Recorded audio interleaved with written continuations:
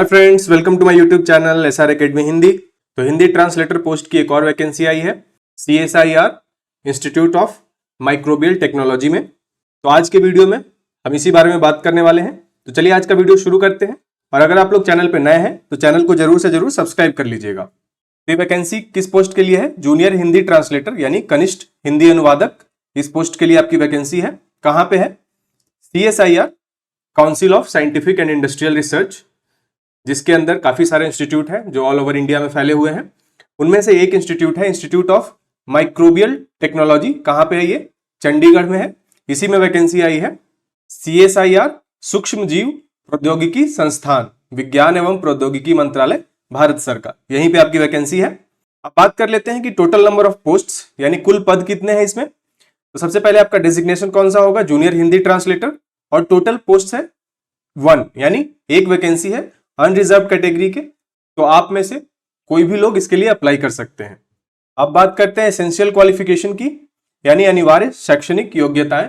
तो जैसा कि आपको पता है, जूनियर हिंदी ट्रांसलेटर पोस्ट के लिए जो निर्धारित योग्यता है वो यहाँ भी सेम ही है। तो मैं आपके लिए एक बार और रिपीट कर देता हूं। तो सबसे पहले मास्टर डिग्री आपका हिंदी में, और इंग्लिश आपका या तो कंपलसरी या इलेक्टिव सब्जेक्ट या फिर medium of examination degree level पे, तो आप अप्लाई कर सकते हैं। या फिर मास्टर डिग्री आपका इंग्लिश में है और हिंदी आपका कंपलसरी या इलेक्टिव या फिर मीडियम ऑफ एग्जामिनेशन था डिग्री लेवल पे, तो भी आप अप्लाई कर सकते हैं। तीसरा कंडीशन है, अगर आपने मास्टर्स डिग्री हिंदी या इंग्लिश के अलावा किसी और सब्जेक्ट में किया है और आपने हिंदी मीडियम में किया है और इंग्लिश आपका कंपलसरी या इलेक्टिव सब्जेक्ट या फिर मीडियम ऑफ एग्जामिनेशन था डिग्री लेवल पे, तो भी आप अप्लाई कर सकते हैं। चौथा कंडीशन, अगर आपने मास्टर्स डिग्री हिंदी या इंग्लिश के अलावा किसी और सब्जेक्ट में किया है और इंग्लिश मीडियम में किया है मास्टर्स, और हिंदी आपका या तो कंपलसरी या इलेक्टिव सब्जेक्ट या फिर मीडियम ऑफ एग्जामिनेशन था, तो भी आप अप्लाई कर सकते हैं। पांचवा कंडीशन क्या है? मास्टर्स डिग्री आपने किया है किसी सब्जेक्ट में अदर देन हिंदी या इंग्लिश, और आपका हिंदी और इंग्लिश दोनों कंपलसरी या इलेक्टिव सब्जेक्ट थे, या फिर दोनों में से एक मीडियम ऑफ एग्जामिनेशन था और दूसरा कंपलसरी या इलेक्टिव सब्जेक्ट था, तो भी आप इस पोस्ट के लिए एलिजिबल हैं। लेकिन इसमें ये पांचों कंडीशन में से आपका एक सेटिस्फाई होना चाहिए आपके कंडीशन में, और इसके साथ साथ आपको रिकॉग्नाइज्ड डिप्लोमा या सर्टिफिकेट कोर्स इन ट्रांसलेशन आपके पास होना चाहिए, या फिर 2 इयर्स ऑफ एक्सपीरियंस होना चाहिए ट्रांसलेशन का, तभी आप अप्लाई कर सकते हैं। मतलब ये कंडीशन तो आपके पास होना ही चाहिए, या तो 2 इयर्स का एक्सपीरियंस या फिर डिप्लोमा या सर्टिफिकेट कोर्स इन ट्रांसलेशन। और इनमें से अगर कोई एक कंडीशन आपका सेटिस्फाई हो रहा है तो आप इस पोस्ट के लिए एलिजिबल हैं। इसके साथ साथ कुछ डिजायरेबल क्वालिफिकेशन मांगी गई है, यानी जिनके पास ये डिजायरेबल क्वालिफिकेशन रहेगा उनको हो सकता है कि ज्यादा प्रेफरेंस दिया जा सके, बट ये एसेंशियल नहीं है। ठीक है। डिजायरेबल क्वालिफिकेशन में क्या है? Knowledge at the level of matriculation of a recognised board और equivalent of one of the language other than Hindi mentioned in the 8th schedule of the constitution. 8th schedule में आप जानते हैं कि बहुत सारे लैंग्वेज मेंशन किए गए हैं, उसमें से हिंदी को छोड़ के किसी अन्य भारतीय भाषा का ज्ञान होना डिजायरेबल क्वालिफिकेशन में मेंशन किया गया है। दूसरा तो आपका यही कंडीशन है जो एंड वाली कंडीशन है, रिकॉग्नाइज्ड डिप्लोमा या डिग्री, तो ये तो आपका एसेंशियल में ही हो गया। तो ये रहा आपका एसेंशियल क्वालिफिकेशन। यहां से आप डिसाइड कर सकते हैं कि आप एलिजिबल हैं या नहीं है।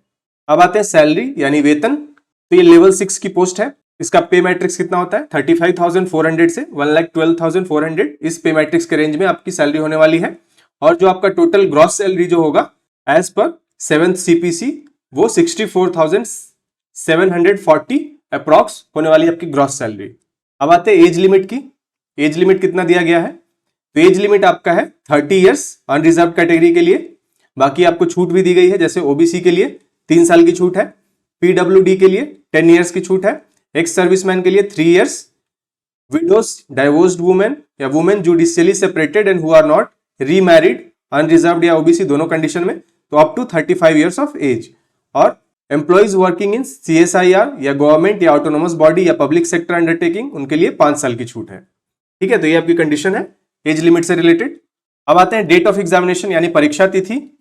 तो date of examination tentatively to be held in month of July 2025, और जो आपका एस्टिमेटेड डेट है अभी के हिसाब से 19 या 20 जुलाई के आसपास आपका एग्जाम होगा। एप्लीकेशन पीरियड यानी आप कब से कब तक आवेदन ऑनलाइन सबमिट कर सकते हैं? तो ये 17 जून से ऑलरेडी स्टार्ट हो चुका है, और लास्ट डेट क्या है अप्लाई करने की? 7 जुलाई। तो 7 जुलाई शाम के 5:30 बजे से पहले आप चाहें, अगर आप एलिजिबल हैं तो आप इससे पहले आप ऑनलाइन फॉर्म सबमिट कर सकते हैं। एप्लीकेशन प्रोसेस क्या होने वाला है, ऑनलाइन अप्लाई होगा CSIR इमटेक के वेबसाइट पे, जो कि वेबसाइट ये रहा। मैंने डायरेक्ट आपको जो रिक्रूटमेंट पोर्टल है जो कि आप यहाँ पे देख सकते हैं, इसका मैंने लिंक दे दिया है। यही लिंक आपको वीडियो के डिस्क्रिप्शन में भी मिल जाएगा। तो यहाँ पे जाएंगे, आप यहाँ से रजिस्टर करेंगे। रजिस्टर करने के बाद आप junior Hindi translator post select करके उसके लिए आप अप्लाई कर सकते हैं। ध्यान रहे आप 7 जुलाई से पहले इस पोस्ट के लिए अप्लाई कर लीजिए। एप्लीकेशन फी क्या होने वाली है, तो 500 यानी 500 रुपये निर्धारित की गई है आवेदन शुल्क।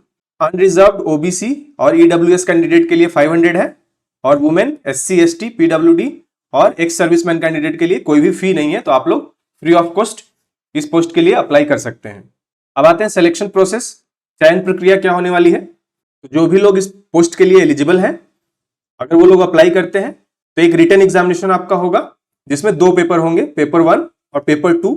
सेकेंड पेपर उन्हीं लोगों का इवेलुएट किया जाएगा जो कि मिनिमम थ्रेशोल्ड मार्क्स लेके आते हैं पेपर 1 में, और जो फाइनल मेरिट होगा वो जितने भी मार्क्स आपके पेपर 2 में आएंगे उसी के बेसिस पे आपका फाइनल मेरिट तैयार किया जाएगा। तो ये आपका चयन प्रक्रिया है, सिलेक्शन प्रोसेस है। आपका रिटन एग्जाम होगा, पेपर 1 पेपर 2 होगा।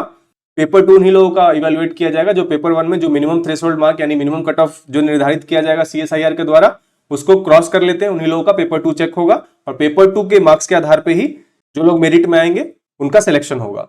अब आते हैं स्कीम ऑफ एग्जामिनेशन। तो जैसा कि मैंने आपको बताया कि 2 पेपर होंगे, पेपर 1 एंड पेपर 2।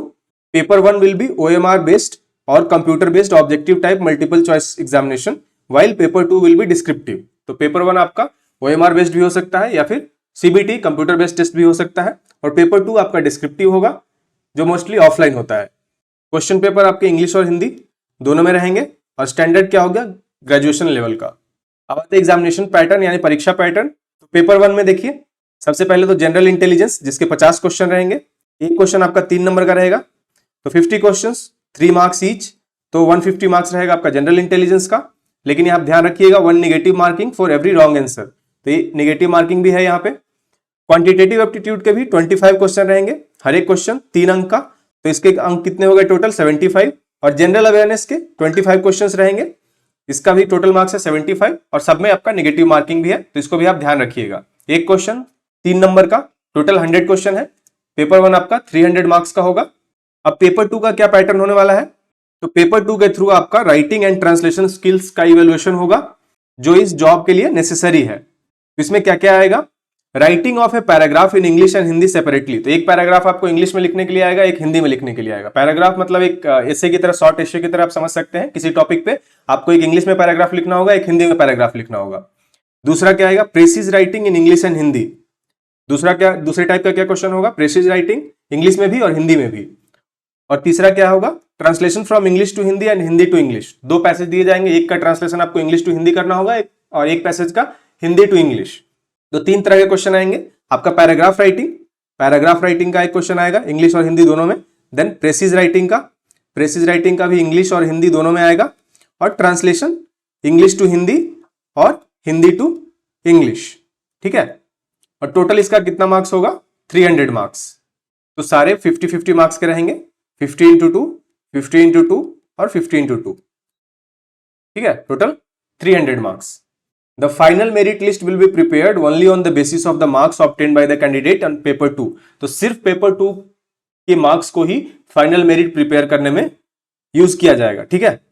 अब आते हैं सेंटर ऑफ रिटन एग्जामिनेशन। तो आप एग्जामिनेशन सेंटर कहाँ होने वाला है, तो एग्जामिनेशन सेंटर आपका चंडीगढ़ में ही होगा, और कहीं भी इसका एग्जामिनेशन सेंटर नहीं होने वाला है। तो जितने भी लोग नॉर्थ साइड में हैं, दिल्ली या फिर उसके आसपास के इलाके में हैं, उन लोगों के लिए काफी सुविधाजनक है। आप लोग चंडीगढ़ जाके एग्जाम दे सकते हैं।